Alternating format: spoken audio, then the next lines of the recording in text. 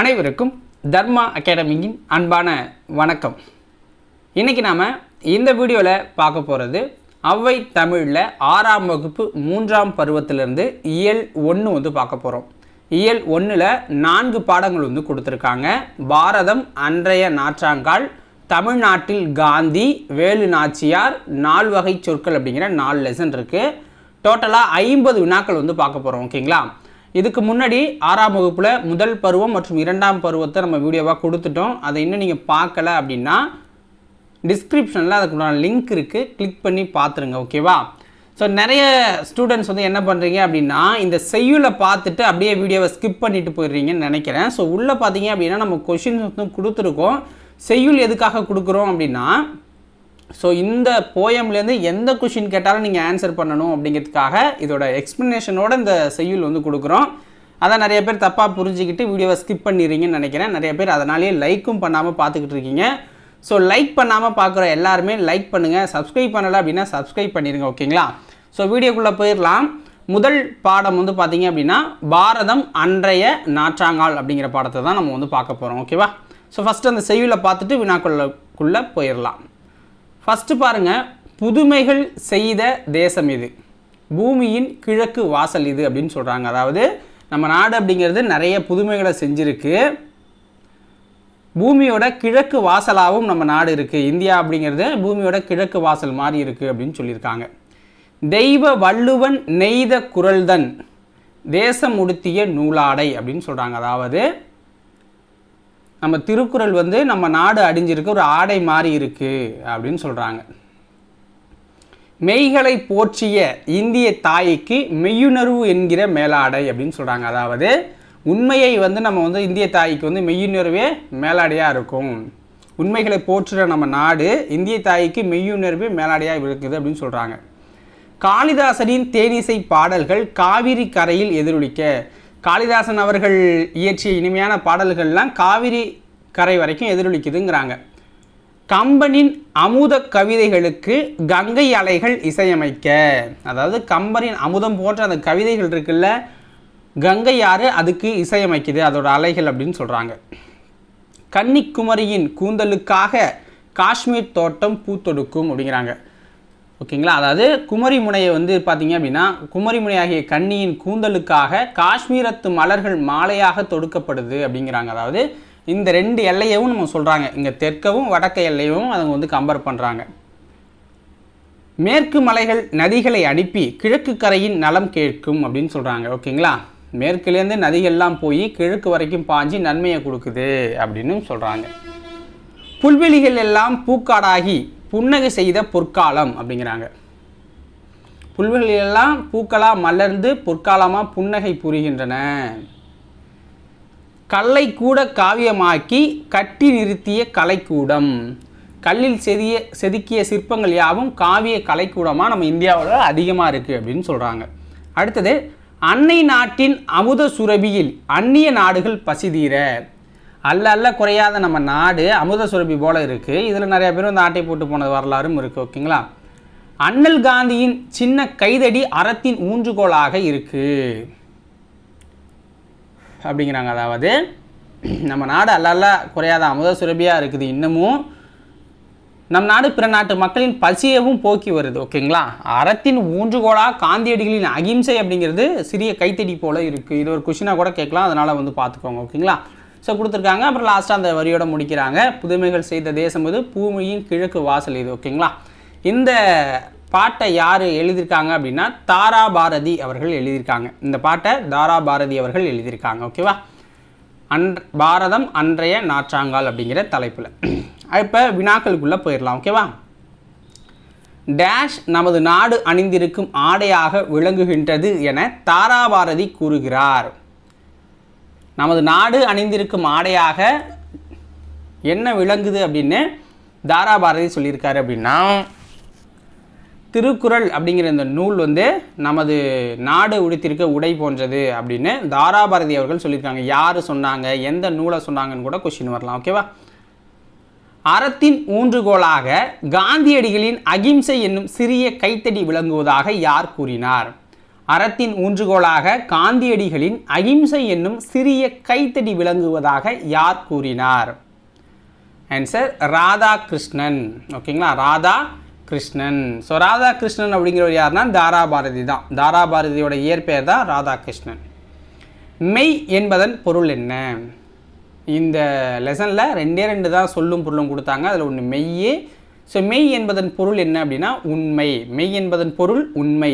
தேசம் அப்படின்னா நாடு. ஓகேங்களா, இது ரெண்டு தான் கொடுத்துருந்தாங்க. தேசம் அப்படின்னா நாடு. அடுத்த வினா, தாராபாரதியின் இயற்பெயர் என்ன? தாராபாரதியின் இயற்பெயர் என்ன? ராதாகிருஷ்ணன். ராதாகிருஷ்ணன். கவி ஞாயிறு என்னும் அடைமொழி பெயர் பெற்றவர் யார்? கவி ஞாயிறு என்னும் அடைமொழி பெயர் பெற்றவர் யார்? ஆன்சர் தாராபாரதி. கீழ்கண்டவற்றுள் தொடர்பில்லாதது எது? தாராபாரதியோட தொடர்பில்லாததை நம்ம பார்க்கணும். ஓகேங்களா, இப்போ பாருங்கள், புதிய விடியல்கள் அப்படிங்கிற நூலை அவர் தான் எழுதியிருக்கிறாரு. ஓகேங்களா, இது எங்கள் கிழக்கு அப்படிங்கிற நூலையும் அவர் தான் எழுதியிருக்கிறாரு. வடக்கு வானம் அப்படிங்கிற நூலை அவர் எழுதலை, விரல் நுனி வெளிச்சங்கள் அப்படிங்கிற நூலை எழுதியிருக்கிறார். அப்போ அவரோட தொடர்பில்லாதது இந்த வடக்கு வானம் அப்படிங்கிற நூல் தான். ஓகேங்களா, புதிய விடியல்கள், இது எங்கள் கிழக்கு, விரல் நுனி வெளிச்சங்கள்லாம் அவர் எழுதின நூல். இந்த வடக்கு வானங்கிறது நானாக சும்மா கொடுத்தேன், அது யாரும் எழுதுகிற நூல் கிடையாது. ஓகேங்களா, அடுத்தது தேசம் உடுத்திய நூலாடை என கவிஞர் குறிப்பிடும் நூல் எது? எப்படியும் கொஸ்டின் கேட்பாங்கன்னு சொன்னால, தேசம் உடுத்திய நூலாடை என கவிஞர் குறிப்பிடும் நூல் அப்படின்னா திருக்குறள் தான். இப்போ திருக்குறளை தேசம் உடுத்திய நூலாடை என குறிப்பிட்ட கவிஞர் யாருன்னு கேட்டால் தாராபாரதி. ஓகேங்களா, எப்படி கேட்டாலும் ஆன்சர் பண்ணணும். காளிதாசனின் தேனிசை பாடல்கள் எதிரொலிக்கும் இடம் என்ன? காளிதாசனின் தேனிசை பாடல்கள் எதிரொலிக்கும் இடம் காவிரி கரை. காவிரி கரை. கலைக்கூடமாக காட்சி தருவது எது? கலைக்கூடமாக காட்சி தருவது எது? சிற்பக்கூடம். கலைக்கூடமாக காட்சி தருவது சிற்பக்கூடம். நூலாடை என்னும் சொல்லை பிரித்து எழுத கிடைப்பது என்ன? நூலாடை என்னும் சொல்லை பிரித்து எழுத கிடைப்பது நூல் பிளஸ் ஆடை. நூல் பிளஸ் ஆடை. எதிர் பிளஸ் ஒலிக்க என்பதனை சேர்த்து எழுத கிடைக்கும் சொல் என்ன? எதிர் பிளஸ் ஒலிக்க என்பதை சேர்த்து எழுத கிடைக்கும் சொல் எதிரொலிக்க. எதிரொலிக்க இந்த வரும். ஓகேங்களா, எதிரொலிக்க. அடுத்தது, தமிழ்நாட்டில் காந்தி அப்படிங்கிற இரண்டாவது பாடத்தை வந்து பார்க்க போகிறோம். ஸோ இதில் புரிஞ்சிக்க வேண்டியது என்ன அப்படின்னா, இது 6ஆம் வகுப்பு அப்படிங்கிறதால இதில் அதிகமாக வினாக்கள் இல்லை. ஓகேங்களா, வேலு நாச்சியாரை பற்றியும் நமக்கு சயின்ஸில் சோசியலில் கொடுத்துருக்காங்க அதிகமாக. அல்லது நான் இந்த 9th 10th போகும்போது இன்னும் கொஞ்சம் டீட்டெயிலாக படிப்போம். இப்போ 6th அப்படிங்கிறதால கொஞ்சம் ரொம்ப கம்மியாக தான் கொடுத்துருக்காங்க. ஓகேவா, ஸோ ஃபஸ்ட்டு கொஷின், டேஷ் ஆண்டு பிப்ரவரி மாதம் காந்தியடிகள் சென்னைக்கு வந்தார்? எந்த ஆண்டு பிப்ரவரி மாதம் காந்தியடிகள் சென்னைக்கு வந்தார்? அடிக்கடி வந்திருக்கா அப்படி. ஓகேங்களா, ஸோ எக்ஸாக்டாக இந்த வருஷத்தில் அப்படின்னு சொல்லும்போது எப்போ வந்திருக்காரு அப்படின்னு பார்த்தீங்கன்னா 1919. 1919க்கு வந்திருக்காரு. ஓகேங்களா, அடுத்து இரண்டாவது வினா, கீழ்கண்ட கூற்றுகளில் எது சரியானது? கூற்று 1, 1919ஆம் ஆண்டு பிப்ரவரி மாதம் காந்தியடிகள் சென்னைக்கு வராரு. அப்போது ஆங்கில அரசு ரவுலட் சட்டம் என்னும் கடுமையான சட்டத்தை நடைமுறைப்படுத்தி இருந்துச்சு. கூற்று 2, அதனை எதிர்த்து பெரிய போராட்டத்தை நடத்த காந்தியடிகள் திட்டமிட்டிருந்தார். அதை பற்றிய கருத்தாய்வு கூட்டம் ராஜாஜியின் வீட்டில் நடந்தது அப்படிங்கிறாங்க. ஆன்சர் என்ன? 2 கூற்றும் சரி. 2 கூற்றும் சரி. அடுத்தது, காந்தியடிகள் ராஜாஜியிடம் இவரை பத்திரமாக பாதுகாக்க வேண்டும் என்று யாரை கூறினார்? காந்தியடிகள் ராஜாஜியிடம் இவரை பத்திரமாக பாதுகாக்க வேண்டும் என்று யாரை கூறினார்? ஆன்சர் என்ன? பாரதியார். ஸோ இது என்ன அப்படின்னா, புக்கில் என்ன கொடுத்துருக்காங்க அப்படின்னா, இந்த மீட்டிங் போன கொஸ்டினில் மீட்டிங் நடந்துன்னு பார்த்தோம்ல. ஸோ அந்த மீட்டிங் நடக்கும்போதும் பாரதியார் உள்ளே போயிருக்காரு. போயிட்டு காந்தியடிகள்கிட்ட ஒரு கூட்டம் வச்சுருக்கேன், வந்து தலைமையேற்றி நடத்தி கொடுங்க அப்படின்னு கேட்டிருக்காரு. காந்தியடிகள் இன்றைக்கி வேறு இடத்துக்கு போகிறோம், நாளைக்கு வந்து உங்கள் கூட்டத்தை வச்சுக்கோங்க, நாளைக்கு வரேன் அப்படின்னு சொல்லியிருக்காரு. ஸோ நம்மளால் உங்களுக்காகலாம் வெயிட் பண்ண முடியாது, நாங்கள் கூட்டத்தை நடத்த தான் போகிறோம் அப்படின்னு டாட்டா சொல்லிவிட்டு போயிருக்காரு. ஓகேங்களா, அப்போ தான் கேட்டிருக்காரு ராஜாஜிகிட்ட இவர் யார் அப்படின்னு கேட்டதாகவும், ஸோ அதுக்கு இவர் எங்கள் நாட்டோட கவிஞர், அதாவது இந்த மாநிலத்தோட கவிஞர் அப்படின்னு சொன்னதுக்கப்புறம், ஸோ இவரை பத்திரமா பார்த்துக்கோங்க அப்படிங்கிற மாதிரி சொல்லியிருக்காரு. ஓகேங்களா, அவரை பார்த்ததுக்கப்புறம். இதுதான் அந்த ஸ்டோரி புக்கில் இருக்கிறது.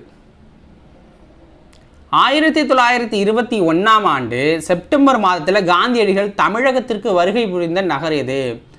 1921ஆம் ஆண்டு செப்டம்பர் மாதத்தில் காந்தியடிகள் தமிழகத்துக்கு வராரு. அப்போ எங்கே வராரு அப்படின்னு பார்த்தீங்கன்னா மதுரைக்கு வரார். ஓகேங்களா, மதுரைக்கு வரார். காந்தியடிகளின் உடைகளில் மாற்றத்தை ஏற்படுத்திய ஊர் எது? காந்தியடிகள் வந்து பார்த்தீங்கன்னா கோட் சூட் போட்டு நல்லா டிப்டாப்பாக இருப்பார். ஸோ அவருடைய உடையிலேயே மாற்றத்தை ஏற்படுத்தி அந்த ஒரு வேட்டி ஒரு துண்டு அப்படிங்கிற லெவலுக்கு மாற்றினது எது? ஆன்சர் என்ன? மதுரை அப்படிங்கிற ஊர் தான். மதுரை அப்படிங்கிற ஊர் தான். ஸோ இங்கே வந்ததுக்கப்புறம் நம்முடைய விவசாயிகளை பார்த்துட்டு தான் அவர் வந்து சரி நல்லா காத்தோட்டமாக இருக்கும் போல இருக்குது அப்படின்ட்டு இதை மாற்றிருக்கா அப்படி. ஓகேங்களா, அடுத்தது கீழ்கண்ட கூற்றுகளில் எது சரியானது? காந்தியடிகள் தமக்கும் தமிழுக்கும் உள்ள தொடர்பை பற்றி பல முறை கூறியிருக்காங்க. தென்னாப்பிரிக்காவில் வாழ்ந்த காலத்தில் தமிழ் மொழியை கற்க தொடங்கியதாகவும் அவர் சொல்லியிருக்காரு. ஜியு போப் இருக்கார்ல, அவர் எழுதிய தமிழ் கையேடு தம்மை கவர்ந்ததாகவும் குறிப்பிட்டிருக்காரு. திருக்குறள் அவரை பெரிதும் கவர்ந்த நூல் அப்படின்னும் சொல்லியிருக்காரு. ஜியு போப் எழுதிய தமிழ் கையேடு. ஓகேங்களா, அதை நோட் பண்ணி வச்சுக்கோங்க, அது முக்கியமான கொஸ்டின் தான். காந்தியடிகள் தமிழகத்தில் நிலவும் சாதிய ஏற்றத்தாழ்வுகளை போக்க மறைமுகமாக சில வேலைகளை செய்கிறாரு. ஓகேங்களா, ஸோ எக்ஸாம்பிளாக இந்த புத்தகத்தில் கொடுத்துருக்குது என்னென்னா, மதுரை மீனாட்சி அம்மன் கோயிலுக்கு அவரை கூப்பிட்டதாகவும் மதுரைக்கு வந்தப்போ அவர் எல்லாருமே அந்த கோயிலுக்குள்ளே போக முடியுமான்னு கேட்டிருக்காரு. அப்போ இல்லை அப்படின்னு சொல்லியிருக்காங்க. அப்போ எல்லாரும் போகிறப்ப தான் நான் வர முடியும் அப்படின்னு சொல்லிட்டு போயிட்டுருக்காரு. ஓகேங்களா, அப்புறம் வெகு ஆண்டுகள் கழித்து திருப்பி வரும்போது அப்போ மதுரை மீனாட்சி அம்மன் கோயிலில் எல்லாரும் போகிற மாதிரி சுச்சுவேஷனை வந்து தேவர் அமைச்சு கொடுத்துருப்பாரு. ஸோ அதனால் பார்த்தீங்க அப்படின்னா காந்தியடிகள் உள்ளேயும் போகிறாரு. ஓகேங்களா, அதே மாதிரி குற்றால அருவி அப்படிங்கிறதுல குளிக்கிறதுக்கும் சிலருக்கு தடை இருந்திருக்கு. அதாவது குற்றால அருவியில் அங்கே குற்றால அருவிக்கு இடையில் ஒரு கோயில் இருந்ததாகவும் அந்த கோயிலுக்கு போக வழி ஒன்று தான், அருவிக்கு போகிறதுக்கு கோயில் இடையில இருக்குது. ஸோ அந்த கோயிலை தாண்டி சில சமூகம் போகக்கூடாதுன்னு சொல்லியிருப்பாங்க போல இருக்குது. ஸோ அதனாலையும் காந்தியடிகள் அங்கே குளிக்காமல் போயிருக்காரு. அடுத்தது அந்த தளர்வும் நீக்கப்பட்டு திருப்பி அவர் வந்து குளித்ததாகவும் சொல்கிறாங்க. ஓகேங்களா, ஸோ காந்தியடிகள் இப்படியும் சில வேலைகள் பார்த்தார். அப்போ அனைத்தும் சரி. டேஷ் ஆண்டு சென்னையில் இலக்கிய மாநாடு ஒன்று நடைபெற்றது. அம்மாநாட்டுக்கு காந்தியடிகள் தலைமை வகித்தார். சென்னையில் இலக்கிய மாநாடு ஒன்று நடந்துச்சு, அது ஒரு வருஷம். அது எந்த வருஷம் அப்படிங்கிறது தான் கொஷின். அந்த மாநாட்டுக்கு தலைமை தாங்கினவர் காந்தியடிகள். ஓகேங்களா, ஆன்சர் என்ன? 1937. ஓகேங்களா, அதாவது எப்படி கேட்பாங்கன்னா 1937 சென்னையில் இலக்கிய மாநாட்டை தலைமை தாங்கி நடத்தியவர் யார் அப்படின்னா காந்தியடிகள். அதே போல் 1937ஆம் ஆண்டு சென்னையில் நடந்த இலக்கிய மாநாட்டிற்கு வரவேற்பு குழு தலைவராக இருந்தவர் யார்? உவே சாமிநாதர். உவே சாமிநாதர். இப்படியும் கொஷின் இருக்குது, 2 கொஷின் இதில். ஒருத்தர் தலைவர், தலைமை தாங்கினவர், இன்னொருத்தர் வரவேற்பு குழுவோட தலைவர். 2க்கும் டிஃப்ரென்ஸ் இருக்குது, பார்த்துக்கோங்க. ஓகேங்களா, யாருடைய அடிநிழலில் இருந்து தமிழ் கற்க வேண்டும் என்னும் ஆவல் உண்டாகிறது என்று காந்தியடிகள் கூறினார்? யாருடைய அடிநிழலில் இருந்து தமிழ் கற்க வேண்டும் என்னும் ஆவல் உண்டாகிறது என்று காந்தியடிகள் சொல்கிறாருன்னா உவே சாமிநாதருடைய அடிநிழலிருந்து. ஏன்னா இந்த மாநாட்டில் நல்லா பேசுகிறா, அப்படி அதை பார்த்து வியந்து போனார் காந்தி. காந்தியடிகளிடம் உடை அணிவதில் மாற்றத்தை ஏற்படுத்திய ஊர் எது? இது புக் பேக்கு. ஓகேங்களா, காந்தியடிகளிடம் உடை அணிவதில் மாற்றத்தை ஏற்படுத்தியது மதுரை அப்படிங்கிற ஊர் தான். காந்தியடிகள் டேஷ் அடிநிழலிலிருந்து தமிழ் கற்க வேண்டும் என விரும்பினார் அப்படின்னா உவே சாமிநாதருடைய அடிநிழலிருந்து. ஓகேங்களா, அது 2மே புக் பேக் கொஷின். அடுத்தது பொறுத்துக்க வந்து கொடுத்துருக்கோம்.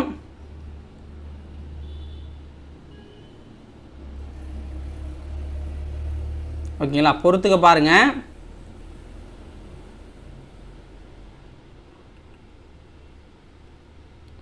இலக்கிய மாநாடு சென்னையில் நடந்துச்சு 1937ன்னு படித்தோம். தமிழ்நாட்டு கவிஞர்னால் இதில் கொடுத்துருக்கிறதுல பாரதியார் தான் இருக்கார். குற்றாலம் அப்படிங்கிறது ஒரு அருவி. தமிழ் கையேடு அப்படிங்கிற நூலை ஜியு போப் எழுதியிருக்காரு. ஓகேங்களா, ஸோ ஆப்ஷன் பி சரியானது. அடுத்த பாடம் வேலு நாச்சியார். அடுத்த பாடம் என்ன? வேலு நாச்சியார். ஓகேவா, ஸோ இதை பார்த்துக்கோங்க நல்லா. இதுலேயும் கொஷின் கம்மியாக தான் இருக்கும், ஏன்னா அடுத்தடுத்த பாடங்களில் விரிவாக கொடுத்துருப்பாங்க. இது 6th அப்படிங்கிறதால சின்னதாக கொடுத்து முடிச்சுட்டாங்க. ஃபஸ்ட்டு கொஷின், கீழ்கண்டவற்றுள் சரியானது எது? ராமநாதபுரத்தை ஆட்சி செய்த செல்லமுத்து மன்னரின் ஒரே மகள் வேலுநாச்சியார். ராமநாதபுரத்தை ஆட்சி செய்த செல்லமுத்து மன்னரின் ஒரே மகள் வேலுநாச்சியார். தாய்மொழியாக தமிழ் மட்டுமல்லாமல் ஆங்கிலம், பிரெஞ்சு, உருது ஆகிய மொழிகளையும் சிறப்பாக அவர் கற்று வச்சிருந்தார். ஆங்கிலம், பிரெஞ்சு, உருது அப்படிங்கிற மொழிகளை, தமிழ். ஓகேங்களா, சிலம்பம், குதிரையேற்றம், வாட்போர், விற்பயிற்சி ஆகியவற்றை முறையாக கற்றுத் தேர்ந்தார் வேலு நாச்சியார். சிவகங்கை மன்னர் முத்துவடுகநாதரை அவர் மணந்தார். ஓகேங்களா, ராமநாதபுரத்தை ஆட்சி சேர்ந்த செல்லமுத்து மன்னரின் ஒரே மகள் தான் வேலு நாச்சியார். முத்துவடுகநாதரோட மனைவி. அவங்களுக்கு தமிழ் தெரியும், ஆங்கிலம் தெரியும், ஃப்ரெஞ்சு தெரியும், உருது தெரியும். போர் பயிற்சி அப்படின்னா சிலம்பம், குதிரையேற்றம், வார்போர், விற்பயிற்சிலாம் அவங்களுக்கு நல்லா தெரியும் அப்படிங்கிறாங்க. அப்போ எல்லாமே சரியாக தான் கொடுக்கப்பட்டிருக்கு. டேஷில் நடைபெற்ற போரில் முத்துவடுகநாதர் ஆங்கிலேயரால் நயவஞ்சகமாக கொல்லப்பட்டார். எந்த இடத்துல நடந்த போரில் முத்துவடுகநாதர் ஆங்கிலேயர் நயவஞ்சகமாக கொல்லப்பட்டார் அப்படின்னா காளையார் கோவில் போரில் கொல்லப்படுறார். ஓகேங்களா, காளையார் கோவில் போரில் கொல்லப்படுறார். வேலு நாச்சியார் எங்கு தங்கி தனக்கான ஒரு படையை திரட்டி பயிற்சி அளித்தார்? வேலு நாச்சியார் எங்கு தங்கி தனக்கான ஒரு படையை திரட்டி பயிற்சி அளித்தார்? திண்டுக்கல் கோட்டையில் பயிற்சி அளிக்கிறாங்க. ஓகேங்களா, ஏன்னா அவர் கணவர் இறந்த உடனே அவங்க தப்பிச்சு போயிடுறாங்க. ஸோ போயிட்டு வெளில தங்கி தான் ரொம்ப வருஷம் வந்து படைகளை கொஞ்சம் கொஞ்சமாக திரட்டி அப்புறம் வந்து மீட்டாங்க அந்த நாட்டை. ஓகேவா, வேலு நாச்சியாரின் தலைமை அமைச்சர் யார்? வேலு நாச்சியாரின் தலைமை அமைச்சர் யார்? தாண்டவராயர். தாண்டவராயர் தான் வேலு நாச்சியாரோட தலைமை அமைச்சர். இவங்க ரெண்டு பேரும் தளபதி, சின்ன மருது பெரிய மருது தளபதிகள். ஹைதர் அலி வேலு நாச்சியாருக்கு உதவ எத்தனை குதிரைப்படை வீரர்களை அனுப்பினார்? ஹைதர் அலி வேலு நாச்சியாருக்கு உதவ எத்தனை குதிரைப்படை வீரர்களை அனுப்புனார்னா 5000 குதிரைப்படை வீரர்களை அனுப்புகிறார். 5000 குதிரைப்படை வீரர்களை அனுப்புகிறார். வேலு நாச்சியார் மைசூரில் ஹைதர் அலியை சந்திக்கும் போது எந்த மொழியில் உரையாடினார்? வேலு நாச்சியார் மைசூரில் ஹைதர் அலியை சந்திக்கும் போது எந்த மொழியில் உரையாடினார்னா உருதுல உரையாடுறாரு. ஓகேங்களா, இதில் தான் இம்ப்ரெஸ் ஆகி அந்த 5000 குதிரை வீரர்களையும் தர்றாரு. வேலு நாச்சியாரின் ஆண்கள் படை வீரர்களுக்கு தலைமை ஏற்றவர் யார்? வேலு நாச்சியாரோட ஆண்கள் படை பிரிவுக்கு தலைமை ஏற்றவர் யாருன்னா சின்ன மருதுவும் பெரிய மருதுவும். Option D. ஓகேங்களா, சின்ன மருதுவும் பெரிய மருதுவும் தலைமை ஏற்றுக்கிறாங்க. வேலு நாச்சியாரின் பெண்கள் படைப்பிரிவுக்கு தலைமை தாங்கியவர் யார் அப்படின்னா குயிலி. வேலு நாச்சியாரோட பெண்கள் படைப்பிரிவுக்கு தலைமை தாங்கியவர் குயிலி. கீழ்கண்டவற்றுள் சரியானது எது அப்படின்னு கொடுத்துருக்கோம். 8 ஆண்டுகளுக்கு பிறகு வேலு நாச்சியார் கைப்பற்றிய முதல் இடம் காளையார் கோவில். ஓகேங்களா, ஸோ அதுக்கப்புறம் பார்த்தீங்கன்னா படையெல்லாம் திரட்டி 8 வருஷத்துக்கு அப்புறம் வந்து முதலாக காளையார் கோவிலை மீட்கிறாங்க. சிவகங்கை அப்படிங்கிறது அடுத்து. ஓகேங்களா, ஏன்னா தன்னோட கணவர் இறந்து அந்த தோத்த இடத்த முதல்ல மீட்கிறாங்க. அடுத்தது சிவகங்கையை மீட்க விஜயதசமி வரை காத்திருக்கலாம் என வேலு நாச்சியார் முடிவு செய்கிறார். ஏன்னா இந்த இடத்த ஜெயிச்சோடனே எல்லாருமே போருக்கு அடுத்த சிவகங்கைக்கு போகலான்னு சொல்கிறாங்க. வேண்டாம், வெயிட் பண்ணுங்கள், ஸோ இப்போ போனோன்னா நம்ம தோற்றுருவோம், ஏன்னா அப்போ அவங்க ரெடியாக இருப்பாங்க. ஸோ விஜயதசமி வரைக்கும் வெயிட் பண்ணிவிட்டு அப்போ உள்ளே போடலாம் அப்படின்னு சொல்கிறாங்க. விஜயதசமி நாளில் கோட்டைக்குள் செல்வதற்கு பெண்களுக்கு மட்டும் அனுமதி இருக்கும். ஸோ அதனால் பெண்கள் எல்லாம் வந்து பார்த்திங்கன்னா மாறு இடத்துல உள்ளே போயிட்டு சில வேலைகளை பார்ப்பாங்க. அதுக்கப்புறம் ஆண்கள் படைப்பிரிவு உள்ளே போய் நம்ம ஆளுங்க ஜெயிப்பாங்க. ஓகேங்களா, வேலு நாச்சியார் யாருக்காக நடுகள் நடுவதற்கு ஏற்பாடு செய்தார்? வேலு நாச்சியார் வந்து ஒரு பெண்மணிக்காக நடுகள் நடுறாங்க. ஓகேங்களா, ஏன்னா அவங்க அந்த காளையார் கோவிலில் அவங்களுடைய மன்னர் தோற்கடிக்கப்பட்டதுக்கப்புறம் இவங்க நாடு தப்பிச்சு போவாங்க தன்னுடைய மகளோட வெள்ளச்சி நாச்சியாரோட. அப்போ பார்த்தீங்க அப்படின்னா இடையில ஒரு பெண்ணை பார்த்து தண்ணி வாங்கி குடிச்சிட்டு போயிடுவாங்க. ஸோ பின்னாடி வந்த ஆங்கிலேயர்கள் வந்து அவங்கக்கிட்ட விசாரிக்கும் போது அவங்க சொல்ல மாட்டாங்க. சொல்லாதால அவங்களையும் வெட்டி கொன்னுடுறாங்க. ஸோ அந்த விஷயம் தெரிஞ்சதுக்கப்புறம் தான் அவங்களுக்கு ஒரு நடுகள் நடுவாங்க. அந்த பெண்மணியோட பெயர் தான் உடையாள். உடையாள் இன்னமும் சில ஏரியாக்களில் அவங்கள வணங்கிக்கிட்டு தான் இருக்காங்க. வேலு நாச்சியாரின் படைப்பிரிவில் உடலில் தீ வைத்து கொண்டு ஆங்கிலேயரின் ஆயுத கிடங்குகளில் குதித்தவர் யார்? வேலு நாச்சியாரோட படைப்பிரிவில் உடலில் தீ வைத்து கொண்டு ஆங்கிலேயரின் ஆயுத கிடங்குகளில் குதித்தவர் யார் அப்படின்னு கேட்குறாங்க. ஃபஸ்ட்டு பாருங்கள், விஜயதசமி நாளில் கோட்டைக்குள்ளே பெண்களுக்கு மட்டும் அனுமதிங்கிறப்ப தான் இந்த பெண்கள் எல்லாம் உள்ளே போகிறாங்க. உள்ளே போயிட்டு அவங்களோட ஆயுத கிடங்கு அழிச்சா தான் வெளியில் இருக்க படைப்பிரிவு ஈஸியாக உள்ளே வந்து இவங்க அடிக்க முடியும். இல்லாட்டி ஆயுதத்தை வச்சு கோட்டையிலேருந்தே போட்டுருவானுங்க. ஸோ இப்போ என்ன பண்ணுறாங்கன்னா குயிலி அப்படிங்கிறவங்க தன்னோட உடம்புல தீ வச்சுக்கிட்டு அந்த ஆங்கிலேய ஆயுத கிடங்குல குதித்து வெடிச்சிடுறாங்க. ஓகேவா, ஸோ ஆயுதம் இல்லாமல் ஆங்கிலேயர்கள் தோற்று போகிறாங்க. வேலு நாச்சியாரின் காலம் என்ன? வேலு நாச்சியார் அவருடைய காலம் அப்படிங்கிறது 1730 1796 வரைக்கும். 1730 1796 வரைக்கும் தான் அவங்க காலம். ஓகேங்களா, வேலு நாச்சியார் சிவகங்கையை மீட்ட ஆண்டு என்ன? வேலு நாச்சியார் சிவகங்கையை மீட்ட ஆண்டு என்ன? 1790 மீட்கிறாங்க. வேலு நாச்சியார் சிவகங்கையை 1790 மீட்கிறாங்க. இந்தியாவின் ஆங்கிலேயர் எதிர்த்து போர் புரிந்து வெற்றி பெற்ற முதல் பெண் எனக்கு தெரிஞ்சு வேலுநாச்சியார். ஓகேங்களா, வேறு யாருமே இல்லை, இந்த ஆப்ஷன்லையும் இல்லை, பொதுவாகவும் யாரும் இல்லை. இந்தியாவில் ஆங்கிலேயர் எதிர்த்து போர் புரிந்து வெற்றி பெற்ற முதல் பெண் வேலுநாச்சியார். அடுத்தது 4 வகை சொற்கள். இது பார்த்தீங்கன்னா பேசிக்காக கொடுத்துருக்காங்க. அடுத்த இயலில் இதுலேருந்து ஒன்று கேட்பாங்க. இப்போ எக்ஸாம்பிள் பார்த்தீங்கன்னா 4 வகை சொற்களில் பெயர்ச்சொல், வினைச்சொல், இடைச்சொல், உரிச்சொல் கொடுத்துருக்கோமா. அடுத்த இயலில் பெயர்ச்சொல்லை பற்றி டீட்டெயிலாக கொடுத்துருக்காங்க. ஒவ்வொரு இயலுக்கும் மாறும். அப்புறம் வினைச்சொல்லை பற்றி, இடைச்சொல்லை பற்றி, உரிச்சொல்லை பற்றி டீட்டெயிலாக பார்த்துட்டு போயிடுவாங்க. இதில் பேசிக்காக கொடுத்துருக்கோம், நாங்கள் கொடுக்கல, புக்கில் தான் இருந்துச்சு. ஓகேவா. 4 வகை சொல் இலக்கணத்தில் ஃபஸ்ட்டு கொஷின் வந்து பார்க்க போகிறோம். கூற்று 1, தமிழில் சில எழுத்துக்கள் தனித்து நின்று பொருள் தரும். ஓகேங்களா, ஒன்றுக்கு மேற்பட்ட எழுத்துக்கள் தொடர்ந்து வந்தும் பொருள் தரும். எக்ஸாம்பிள் இப்போ ஈ பூலாம் ஒரு சொல் அப்படிங்கிறாங்க. ஓகேங்களா, சட சட, ஸோ இது மாதிரி சில பொருட்கள் சொல்லுவாங்களா, இரட்டை கிளவி அப்படின்னு சொல்லுவாங்க. அது மாதிரியான பொருட்கள் வந்து பொருள் தருது அப்படிங்கிறாங்க. இவ்வாறு பொருள் தருபவை தான் சொல் அப்படிங்கிறாங்க. எடுத்துக்காட்டி ஈ பூ மை கல் கடல் தங்கம் அப்படின்னு சொல்கிறாங்க. ஓகே, அப்போ ரெண்டும் சரி. அடுத்தது, இலக்கண அடிப்படையில் சொற்கள் எத்தனை வகைப்படும்? இலக்கண அடிப்படையில் சொற்கள் அப்படிங்கிறது எத்தனை வகைப்படும்னா 4 வகைப்படும். பெயர்ச்சொல், வினைச்சொல், இடைச்சொல், உரிச்சொல் அப்படின்னு 4 வகைப்படும். அடுத்தது, ஒன்றன் பெயரை குறிக்கும் சொல் டேஷ் எனப்படும். ஒருத்தங்களுடைய பெயர், அதாவது ஒருத்தங்கன்னு கிடையாது, ஒரு பெயரை குறிக்கிற சொல் டேஷ் எனப்படும் அப்படின்னா அது பெயர்ச்சொல். ஒன்றன் பெயரை குறிச்சா அது பெயர்ச்சொல். எக்ஸாம்பிள் என்ன, பாரதி, பள்ளி, காலை, கண், நன்மை, ஓடுதல், ஏதாவது ஒன்று குறிக்குதா, ஸோ அப்போ அது பெயர்ச்சொல். செயலை குறிக்கும் சொல் வினைச்சொல். ஏன்னா வினைக்கு செயல் அப்படிங்கிற ஒரு பொருள். ஓகேங்களா, செயலை குறிக்கிற சொல் வினை சொல் அப்படின்னு சொல்லப்படும். இதுக்கு என்ன, வினைனா என்ன, ஒரு செயலை செய்கிறது. வா, போ, எழுது, விளையாடுனா ஒரு செயலை தானே நம்ம குறிக்கிறோம். இதெல்லாம் கொஷினாக கொடுத்தா நான் எக்கச்சக்க கொஷின் கொடுத்துருவேன். வேண்டாம், சிம்பிளாக நமக்கு வந்து புரியணும், எக்ஸாம்பிளோட இருக்கணுங்கிறதுக்காக தான் உங்களுக்கு கொடுக்குறேன். பெயர்ச்சொல்லையும் வினைச்சொல்லையும் சார்ந்து வரும் சொல் என்ன? பெயர்ச்சொல்லையும் வினைச்சொல்லையும் சார்ந்து வருவது தான் இடைச்சொல். இப்போ பார்த்தீங்கன்னா தந்தையும் தாயும், மற்றொருவர், திருக்குறளை, ஸோ மற்று, ஐயே, உம்மு இதெல்லாம் வந்து சார்ந்து வரும். ஓகேங்களா, மறைஞ்சி கூட வரும். ஸோ மறைஞ்சி வர்றது தான் இடைச்சொல் அப்படின்னு சொல்லுவாங்க, சார்ந்து வர்றதால.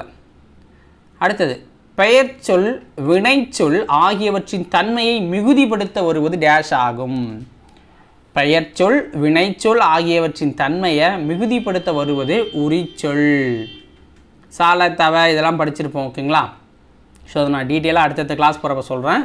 இதில் மாநகரம், சால சிறந்தது. ஓகேங்களா, ஸோ பெருசுபடுத்தி காட்டுறதுக்காக வர்றது அப்படிங்கிறாங்க. வினை என்னும் சொல்லுக்கு பொருள் என்ன? வினை அப்படிங்கிற சொல்லுக்கு பொருள் என்ன? செயல். வினை அப்படிங்கிற சொல்லுக்கு செயல் அப்படின்னு ஒரு பொருள் இருக்குது. கீழே கொடுத்துருக்கிறதுல தனித்து இயங்காதது எது? கீழே கொடுத்துருக்க ஆப்ஷன்ஸில் தனித்து இயங்காதது இடைச்சொல். இடைச்சொல் தனித்து இயங்காது. ஓகேங்களா. 9வது வினா, கீழ்கண்டவற்றுள் சரியானது எது? வஉசி அவர்கள் தமிழிலும் ஆங்கிலத்திலும் புலமை பெற்றிருந்தார். வஉசி வந்து தமிழிலும் ஆங்கிலத்திலும் புலமை பெற்றிருந்தார். அவர் வழக்கறிஞர், எழுத்தாளர், பேச்சாளர், தொழிற்சங்க தலைவர், பன்முகத்தன்மை பெற்றிருந்தார். 1906 அக்டோபர் 16ஆம் நாள் சுதேசி நாவாய் சங்கம் என்ற கப்பல் நிறுவனத்தை அவர் பதிவு செய்கிறார். சுதேசி நாவாய் சங்கம். வஉசி சென்னைக்கு செல்லும்போது பாரதியாரை சந்திப்பதை வழக்கமாக கொண்டிருந்தார் அப்படிங்கிறாங்க. அப்போ எல்லாம் சரிதான். ஓகேங்களா, 4 கூற்றும் சரிதான். கீழ்காணும் தொடர்களில் உள்ள பிழைகளை திருத்தி எழுதுக. இது டைரெக்டாகவே கொடுத்துட்டேன். ஓகேங்களா. ஒரு அழகிய சிற்றூரில் ஒரு குளம் இருந்தது அப்படின்னு சொல்கிறாங்க. அப்போ இதை எப்படி திருத்தி எழுதணும் அப்படின்னா, ஓர் அழகிய சிற்றூரில் ஒரு குளம் இருந்தது அப்படின்னு சொல்லணும். ஓகேங்களா. அடுத்தது, ஒரு இரவும் ஓர் பகலும் சேர்ந்தது ஒரு நாள் அப்படிங்கிறாங்க. ஓர் இரவும் ஒரு பகலும் சேர்ந்தது ஒரு நாள். அது இல்லாத இடத்தில் எதுவும் நடக்காது அப்படிங்கிறாங்க. அது இல்லாத இடத்தில் எதுவும் நடக்காது. ஏன்னா ஒரு ஆச்சரியமாக கேட்கணுங்கள. அடுத்தது, அது நகரத்திற்கு செல்லும் சாலை. அப்போ வந்து இதாக சொல்லணும், அது நகரத்துக்கு போகுது, நரகத்திற்கு செல்லும் சாலை அப்படின்னு. அது ஒரு இனிய பாடல். அது ஒரு இனிய பாடல் சொல்லும்போது ஒரு எக்ஸைட்டிங்காக வரணும். ஓகேங்களா. ஸோ அதுதான். அகர வரிசைப்படுத்துக. பெண்கள், பாரதம், புதுமை, பீலி, பேருந்து, பூமி, பழங்கள், பொதுக்கூட்டம், பையன், போக்குவரத்து, பின்னிரவுன்னு கொடுத்துட்டோம். இதை கரெக்டாக அகரவரிசைப்படுத்தணும்னா ஃபஸ்ட்டு பழங்கள், பாரதம், பின்னிரவு, பீலி, புதுமை, பூமி, பெண்கள், பேருந்து, பையன், பொதுக்கூட்டம், போக்குவரத்து அப்படின்னு வரும். ஓகேவா? அவ்வளோதான். அடுத்தது பொறுத்துக. கரெக்டாக பார்த்துக்கோங்க மக்களே. நாட்டுப்பற்று அப்படின்னா என்ன?